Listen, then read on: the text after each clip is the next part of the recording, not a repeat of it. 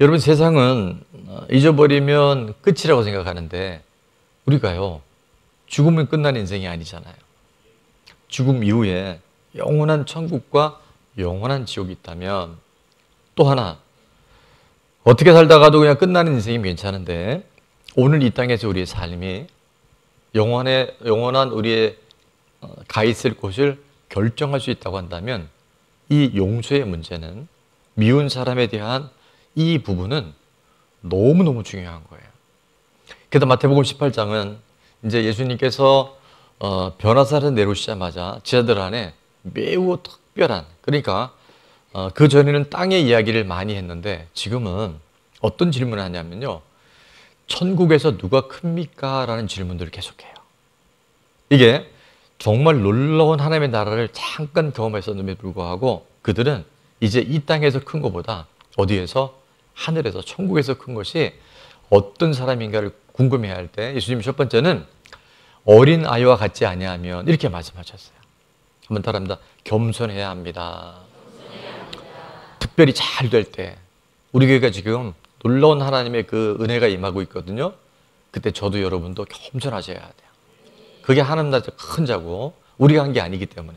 또 하나는 이런 양의 비유를 두시면서 그 한 마리의 영혼, 한 영혼을 아끼는 하나님의 마음을 가진 자, 영혼을 사랑하는 그 마음을 가진 자가 어디에서? 하늘에서 큰 자라고 말씀하세요. 그리고 오늘 이제 딱 우리 호프, 예수님의 수제자였던 베드로의 정말 좌충우돌하는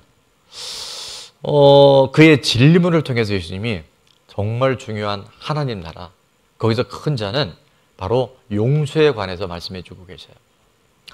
저는 나중에 천국에서 베드로 사도를 만나게 된다면 참 고마워할 것 같아요. 왜냐하면 변화산에서도 무슨 뜻인지 모르고 초막 세세를 짓고, 하나는 엘리야, 하나는 모세, 하나는 예수님, 그걸 깨보니까 자기가 무슨 말하는지 몰라요.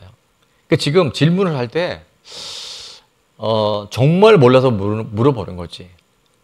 하여튼 베드로는 이런 질문을 통해서 오늘 우리들에게, 아하, 저렇게 부족해도, 저렇게 뭔가 모순돼도 예수님의 제자가 될 수 있구나, 그것도 수제자가 될 수 있구나, 위로를 얻게 되는 줄 믿습니다. 자, 그래서 우리가 진정한 용서가 무엇인가를 오늘 좀 살펴볼 텐데요. 첫 번째, 진정한 용서란 뭐냐면 같이 읽습니다. 숫자를 세지 않는 것입니다. 이게 무슨 소리람? 자, 21절에 그때라고 해요. 그때. 지금 누가 하늘에서 크냐라고 하는 그 한 중심 복판에 우리 호부 베드로가 나옵니다. 주여, 형제가 내게 죄를 범하면 몇 번이나 용서하여 주리까? 7번까지 하오리까? 이렇게 질문해요. 당시 유대는 어떤 문화가 있었냐면요, 정말 나에게 큰 아픔과 피해를 줘도 3번까지는 용서해야 된다고 하는 그 전승과 전통이 있었어요. 그걸 알고 있던 베드로가 몇 번 용서하면 될까요? 라고 질문하고 급하게 생각한 게, 3번까지는 하라 그랬는데 내가 몇 번을 하면 7번까지 용서하면 예수님이, 야, 너 진짜 믿음이 대단하다, 어떻게 그런 생각을 했냐라고 칭찬받을 줄 알았던 거예요. 자, 그때 예수님의 대답은 이렇습니다. 22절은 다 같이 읽을게요. 예수께서 이르시되 내게 이르노니 7번뿐 아니라 7번을 70번까지라도 할지니라. 아멘. 예수님의 대답은 근접한 대답이 아니라 전혀 다른 대답을 하신 거예요. 너 7번까지 용서하는 게 전문 줄 알았니? 아니야. 7번을 몇 번씩? 70번. 그러면 몇 번이에요? 77이 490번. 그래서 쉬는 거예요. 한 번, 이거 잘못해서 2번, 또 잘못해서 3번. 아마 쉬다가 돌아가실 것 같아요. 그리고 쉰다는 것도 불가능하고. 자, 이 얘기는 뭐냐면 아까 우리의 말씀해 준 것처럼 숫자를 세지 않는 거예요. 또 다른 말하면 끝까지 용서하는 거예요. 요즘에 그 분노 조절 장애, 또 뭐 있어요? 묻지마 폭행. 길거리에서 아무 연고도 없는데 사람을 살해하는 일들이 지금 굉장히 많이 보도가 되고 있어요. 실제 그런 일이 있습니다. 저는 100%라고 얘기 못하겠지만 여러분, 스프링을 누르면 잠깐 눌러져요. 또 누르면 또 들어가요. 근데 계속 누르면 나중에 어떻게 될까요? 이게요, 압이 셌을 때는 갑자기 펑 터집니다. 이 분노가요, 참는다고, 용서를 누른다고 해결되는 게 아니에요. 예수님이 그래서 너가 7번 하면 된다고 생각하니? 아니, 진정한 용서란 무한대로. 그 상대가 어떻게 하든 진정한 용서란 내가 몇 번 했다라고 참는 것이 아니라 바로 예수님께서 우리에게 가르쳐 주시고 하는 예수님의 진정한 용서를 우리 삶 가운데 살아내는 것이 바로 성경적 용서가 되는 줄로 믿습니다. 자, 그래서 우리는 진정한 용서의 두 번째를 살펴볼 텐데, 진정한 용서란 지옥에서 건져주신 그 은혜, 영원히 지옥 갈 수밖에 없는 우리를 살려주신 그 십자가의 은혜에 뭐하며? 감사하며. 그 감격. 이걸 놓쳐버리면요, 용서가 이제 아까처럼 생색이 되고 내가 몇 번 참았어로 가기 매우 쉬워요. 그래서 그 주신 은혜, 그 영원한 하나님의 사랑, 십자가 은혜에 감사하며 살아갈 때 주시는 선물인 거예요. 용서는 내가 하는 게 아니에요. 어떻게 그렇게 할 수 있겠어요? 안 되고 못 하는 거예요. 근데 이게요, 그 감사, 그 은혜가 뭔지를 깨달을 때마다 우리에게는요, 어떻게 내가 이렇게 구원받았지? 내가 어떻게 이게 믿어지지? 오늘 이창진 성도님이 정확한 그 고백들을 직접적으로 하지 않으셨는데, 이게 예수님 믿는 건가요? 그게 예수님 믿는 거 맞습니다. 그러니까 믿는 게 아니라요, 믿어지는 거예요. 용서를 하려고 그러면 아까처럼 참는 걸로 갈 수 있어요. 근데 그 은혜가 너무 크니까. 만약에 예수님이 2000년 전에 십자가의 죽음이 없었고 부활이 없었다면 이 자리에서 우리가요, 예배 드리는 거, 찬양하는 거, 기도하는 거, 말씀 듣는 거 너무 힘들 거예요. 근데 그 은혜에 우리가 감사하니까, 그 크신 사랑 안에 내가 너무 감격하니까, 여러분, 우리가 내가 이렇게 구원받았다면, 나를 용서해 주셨다면 누군도 용서 못할까? 내가 지옥 갈 뻔한 사람을 건져주셨는데, 오늘 예수님께서 그래서 우리가 정말 알아먹기 쉽게 이제 돈으로 얘기하는 거야. 모든 문제의 끝엔 돈이 따르잖아요. 돈이 나오면 여러분 잘 들려요.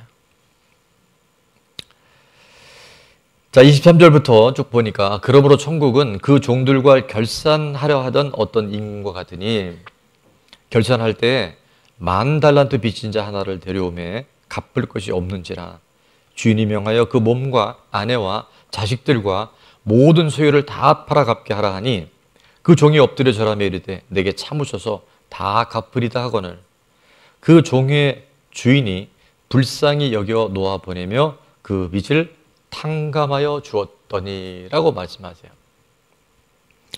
자, 용서에 대한 구체적인, 야, 네가 490번까지만 내가 아니라 무한대로 용서해 주라고 하는 이 말씀에 이제 예수님이 구체적인 예를 들어주시는 거예요.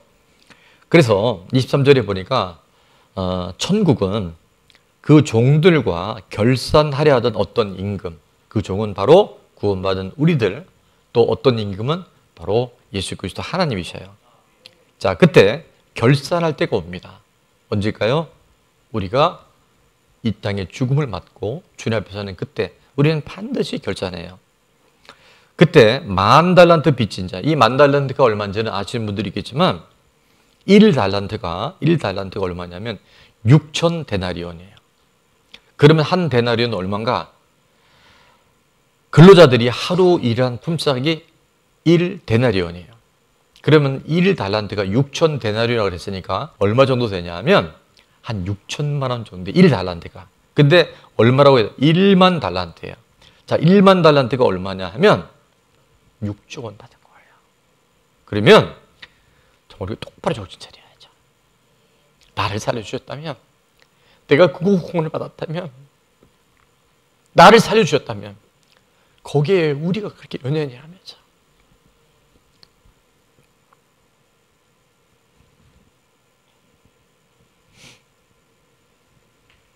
백대년을 빚진 자를 10,000달란트를 탕감받은 그가 28절에 보니까 26절을 좀 읽어야 돼요. 그 종이 엎드려 절하 이르되 내게 참으소서 다 갚으리다. 저는 여기서 오늘 이번 주 말씀 준비하다가 내게 참으소서 다 갚으리다 그랬잖아요. 근데 여러분, 이 10,000달란트 빚진 사람이 다 갚을 수 있을까요? 없을까요? 이미 못 갚는 거예요. 근데 이상한 게 이런 거예요. 내가 갚을 수 있다고. 그러니까 이 사람 안에는 뭐가 없는지 아세요? 은혜가 없어요. 이 사람 안에 감사가 없어요. 이 뜨거운 감격이 없어요. 내가 어떻게 하든지 이를 악물고 내가 20만 원을 살아더라도 내가 갚을 거다. 뭐 없다고요? 감사가 없어요. 여러분, 감사가 없으면 용서하기 어렵습니다. 옆에 분에게 감사가 없으면 용서하기 어렵습니다. 얘기했어요.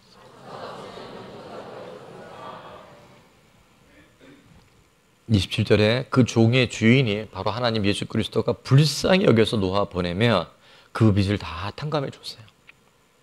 그리고 이 사람 안에는 지금 무언가 우리가 해석되지 않고 해결되지 않은 것이 있다는 걸 볼 수 있는데, 바로 나가서 28절에 누구를 만나냐면 친구를 만납니다. 그 종이 나가서 자기에게 100데나리온 빚진 동료 한 사람을 만났는데, 설명은 안 할게요. 100데나리온 1,000만 원 정도 되는데 그를 붙들어서 머리를 잡아요. 근데 원문이니까 멱살을 잡았다 그랬어요. 목을 비틀은 거야. 그리고 어떻게 합니까? 빚을 갚으라 하며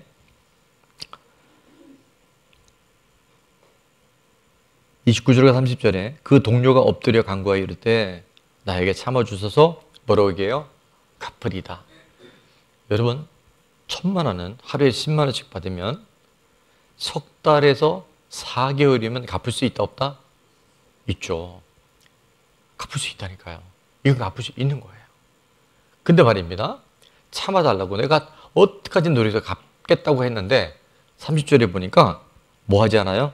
허락하지 아니하고 이에 가서 그가 빚을 갚도록 옥에 가뒀다 그랬어요. 정말 돈을 받으려면 옥에 넣으면 안 돼요. 가서 돈을 벌어서 갖고 가야 돼요. 그러니까 이 사람의 지금 모든 행동은 앞뒤가 하나도 안 맞는 행동을 하고 있는 거예요. 자, 이 얘기를 들었던 주인이 32절입니다. 이에 주인이 그를 불러다가 말하되 악한 종아, 내가 빌기에 내가 내 빚을 전부 탕감하여 주었거늘 내가 너를 불쌍히 여김과 같이 너도 내 동료를 불쌍히 여김이 마땅하지 아니하냐 하고 주인이 노하여 그 빚을 다 갚도록 그를 옥졸들에게 넘기니라. 자, 한마디로 말씀하면 용서는 사람의 노력으로 내가 의지적으로 할 수 없다는 걸 말씀하는 거예요. 탈무드에 보면 이 랍비들의 전승 안에 이런 얘기가 있더라고요. 용서에 대한 얘기를 하면서 세 가지 유형으로 합니다. 내가 옆집 친구에게 낫을 빌려달라. 낫을 모르는 분들이 있죠. 여기 지금 이분은 없을 것 같은데 낫 모르는 다른 세대가 많아요. 그래서 낫 놓고 기억자 모른다. 그 낫입니다. 근데 이 친구가 옆 친구가 안 빌려준 거예요. 그래서 그러냐고 할 수 없이 왔어요. 근데 다음날 그 친구가 얼굴도 정말 두꺼워요. 곡괭이를 빌려달라고 왔어요. 자, 그럴 때 유대에서 실제 이 이야기와 문화는 실제 그들 사이에 있었던 거예요. 그래서 1번, 네가 어저께 낫 안 빌려줄게. 나도 곡괭이 안 빌려준다. 이거는 뭐냐 하면 보복인 거예요. 보복하는 거야. 똑같이 눈에는 눈, 이에야 하는 거야. 2번, 빌려주긴 빌려준다. 근데 나는 너하고 달라. 너같이 그렇게 인색하진 않아. 이거는 마음 안에 원한이 있다는 거예요. 근데 세 번째가 있어요. 이게 뭐냐면 그것을 파님 야포시라고 얘기를 하는데 밝게 울고입니다. 어제 그 일은 전혀 없었던 일이죠. 네가 나한테 한 거는 나와 아무 상관 다 잊어버리고 아주 반갑고 즐겁고 너 그렇게 필요하니? 얼른 갖다 써. 이렇게 하는 것이 바로 파님 야보시라는 거예요. 그게 성경에서 말하는 유대인들이 예수님 당시에 진정한 용서에 대한 말씀의 비유가 이거라는 거예요. 자, 우리가 정말 용서한다는 것은요, 나한테 그렇게 피해를 입히고 나를 힘들게 했음에도 불구하고 내 죄가 예수님 위해서 다 탕감받았기에 그럴 수도 있지. 내가 모르는 아픔이 있지. 그가 말하는 게 내가 모르는 일리가 있지. 올 수 있지. 라고 인정한 이후에 그냥 나는 내게 주신 하나님의 은혜에 감사하면서 과거를 잊어버리고 어떻게 빵긋 웃으면서 밝게 웃으면서 즐겁고 행복하고 감사한 얼굴로 그래 내가 빌려줄게. 이게 파님 야포시라는 거예요. 그러니까 진짜 용서는요. 어디서 나타난다고요? 목소리에서 나타납니다. 또 하나는 얼굴 표정에서 나타나요. 용서받은 사람은 얼굴이 다른 거 아세요? 용서한 사람은요. 얼굴이 달라져요. 근데 내가 용서하지 않고 살아가는 사람은 뭔가 보면 뭔가 묶여있는 게 있어요. 이게 하루아침은 안 되겠지만 말씀이 들려주고 성령께서 여러분 하나하나의 은혜를 생각나게 하시고 감사하게 될 때 우리가 그래서 감사 노트를 꾸준히 쓰잖아요. 진짜 바뀐다니까요. 감사가 크면 그 짜잘한 것 때문에 그렇게 신경 안 써요. 감사의 양이 커지면 예수님이 커 보이면요. 이 상처와 아픔과 내 안에 막혀있는 여러 가지 어려움들이요.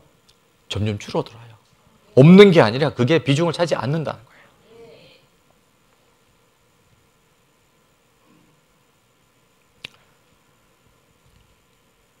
이런 이야기가 있더라고요.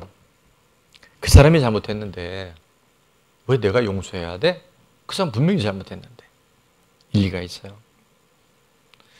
그 사람이 잘못된 내가 용서하는 것은 하나님은 내가 그 사람보다 더 성숙하게 되면 그래요. 내가 더 예수님을 더 깊이 만난 사람들에게 주님이 그 말씀하시면 네가 용서하라고.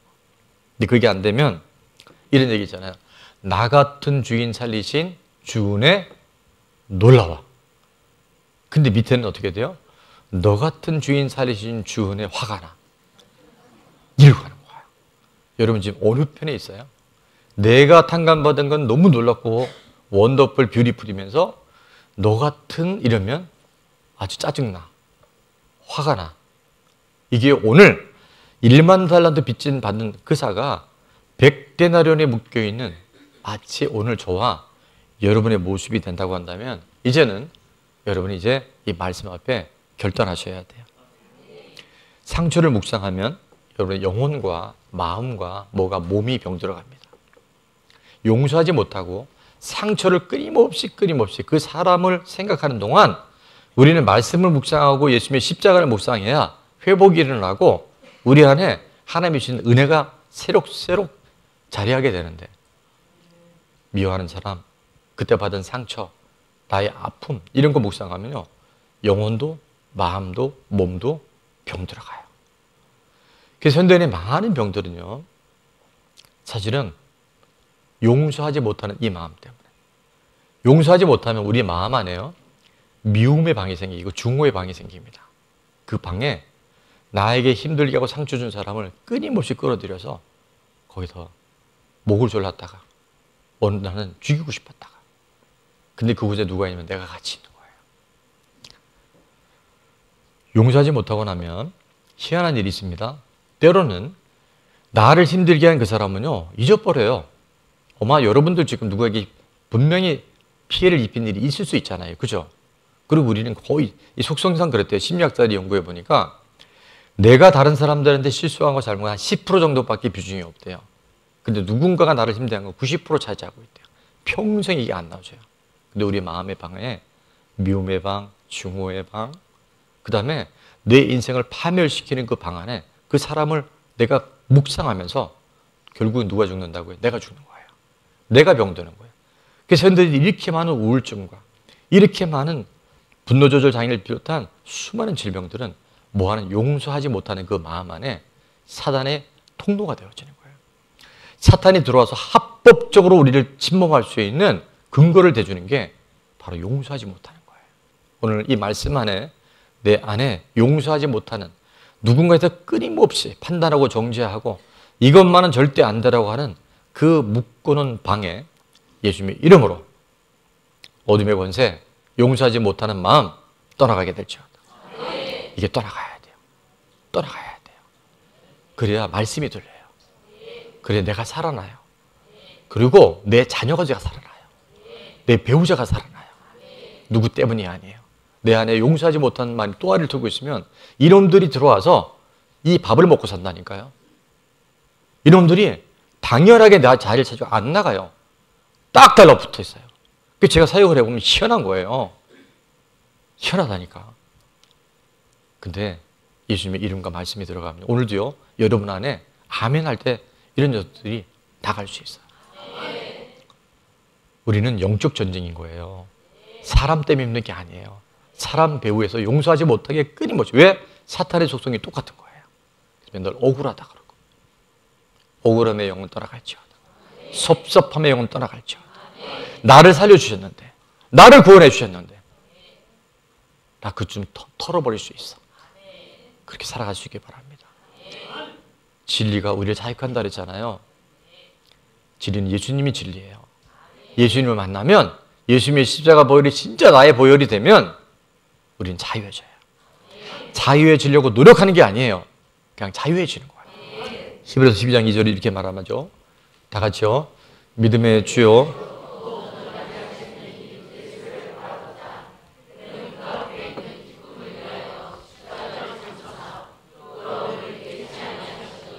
하나님 보좌 우편에 앉으셨느니라. 아멘. 우리 믿음의 주인공이 되시고 믿음의 창시자가 되시는 예수님을 바라볼 때, 우리를 그 많은 상처와 용서하지 못하는 마음에 지금도 누구 때문이라고 얘기하면서 내가 나를 자해하고 나를 병들게 만드는, 용서하지 못하는 우리들을 어떻게 하는데 온전케 하시는 그 예수님 바라봅시다.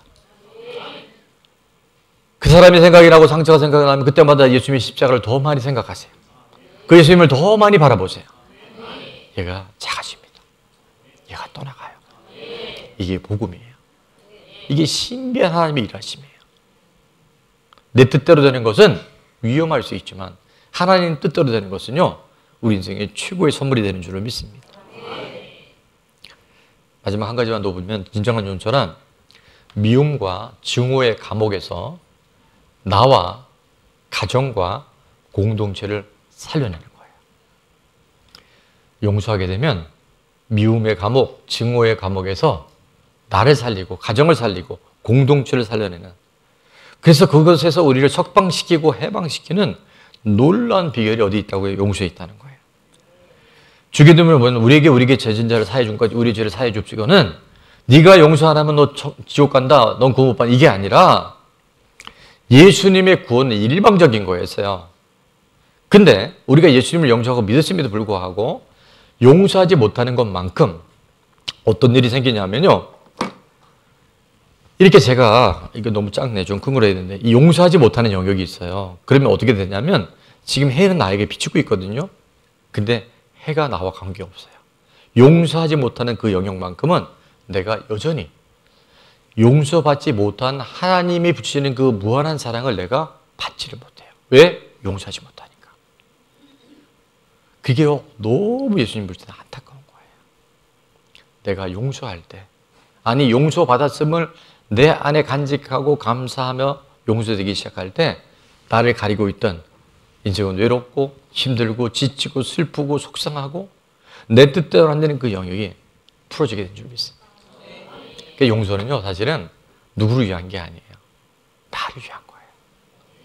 옆에 분에게 용서는 나를 위한 것입니다.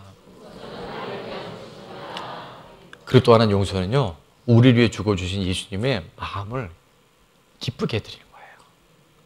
그 사랑을 알면서도 우리가 묶여있다면 예수님 마음이 갈기갈기 찢어지는 거예요. 내가 너를 이렇게 살려줬잖아.